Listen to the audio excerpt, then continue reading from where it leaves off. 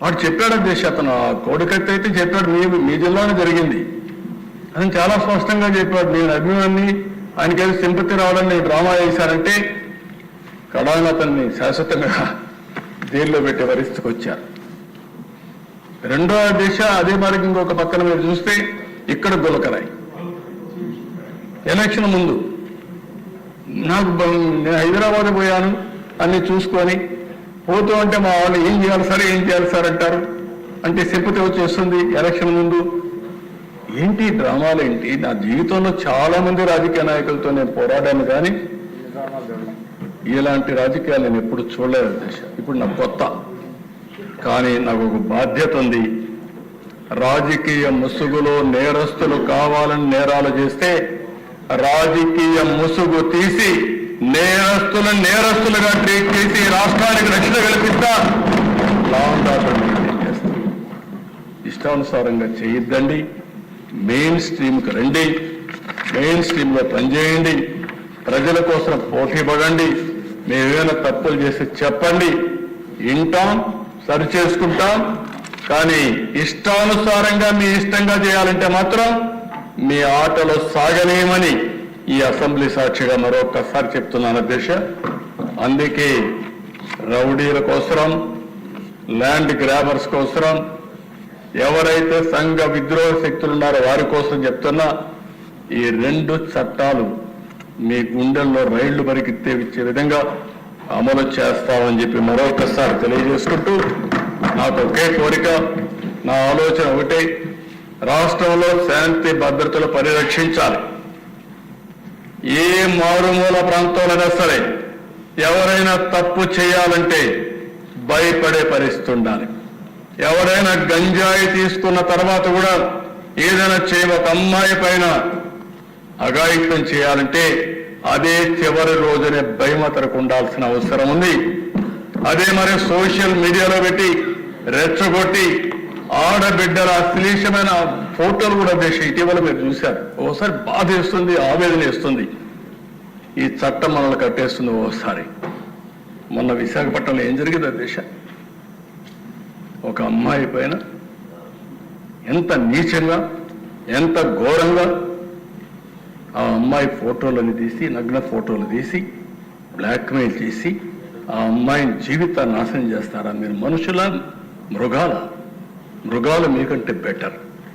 ఆ విషయం మీరు గుర్తుపెట్టుకోవాలి. అందుకే చెప్తున్నాను అధ్యక్ష, నాకు కూడా అర్థం కావడం లేదు. ఇంకా వీళ్ళు చేసే పనులు చూస్తా ఉంటే చాలా బాధ వేస్తుంది, ఆవేదన వస్తుంది, ఆవేశం వస్తుంది. కానీ మళ్ళీ బాధ్యత ఒకటి వస్తూ ఉంది అధ్యక్ష. అందుకే నేను చెప్తున్నా, తల్లిదండ్రులు కూడా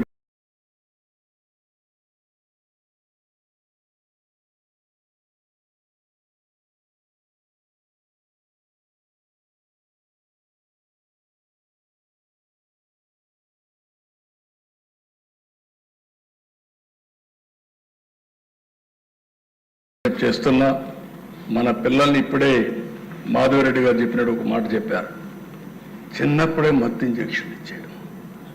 చిన్న పిల్లల్ని 2 ఏళ్ళు, 3 ఏళ్ళు, 5 ఏళ్ళు, ఏంటి ఇవన్నీ? ఈ అఘాయిత్యాలు ఎక్కడికి పోతున్నాం? ఎప్పుడన్నా విన్నామా ఇవి? ఎంత దారుణం అంటే అలాంటి దారుణానికి వచ్చాం. అంటే ఒక విధంగా చెప్పాలంటే ఒక నీచమైన ఆలోచనలు కూడా వచ్చే పరిస్థితి వచ్చింది. ఇది పోవాలంటే నేను ఒక మాట చెప్పాను ఒకప్పుడు, break silence, talk about AIDS అని చెప్పాను. అప్పుడు ఆ ఎయిడ్స్ అనేది పెద్ద స్టిగ్మా, ఎవరు మాట్లాడరు. ఎయిడ్స్ మాట్లాడితే మమ్మల్ని అనుమానిస్తారు. అలాంటి సందర్భంలో నేను బ్రేక్ చేసిన తర్వాత పెద్ద ఎత్తున చర్చనీయాంశం చేస్తే ఎయిడ్స్ని నివారించగలిగాం, ప్రజల్లో అవేర్నెస్ తేగలిగాం. దానివల్ల చాలా వరకు ఉపయోగపడింది. ఇప్పుడు కూడా ఇలాంటి నేరాలు జరిగినప్పుడు చర్చ చేయాలి. వాళ్ళని ప్రజా జీవితంలో ప్రజల దగ్గర నుంచి దూరం చేయాలి, సమాజంలో చీకొట్టాలి.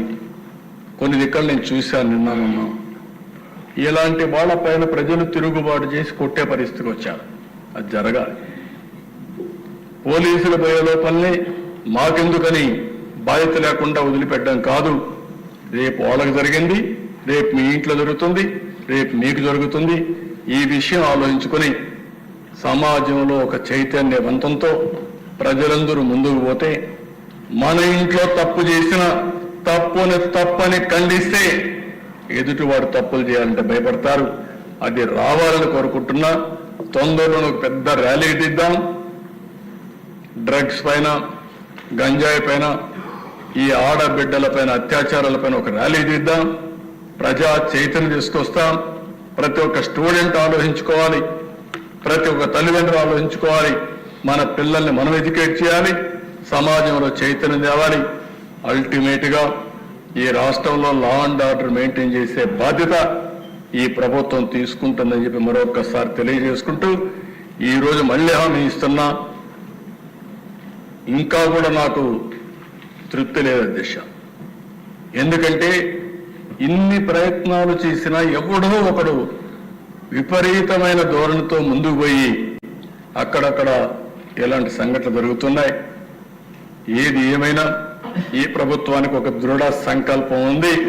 ఎట్టి పరిస్థితుల్లో లా అండ్ ఆర్డర్ కాపాడి ఆంధ్రప్రదేశ్ లో ఉండే ప్రజలు ఎవరైనా సరే మేము సేఫ్ గా ఉంటాము అనే అభిప్రాయం కలిగించే వరకు పోరాడుతూనే ఉంటాం.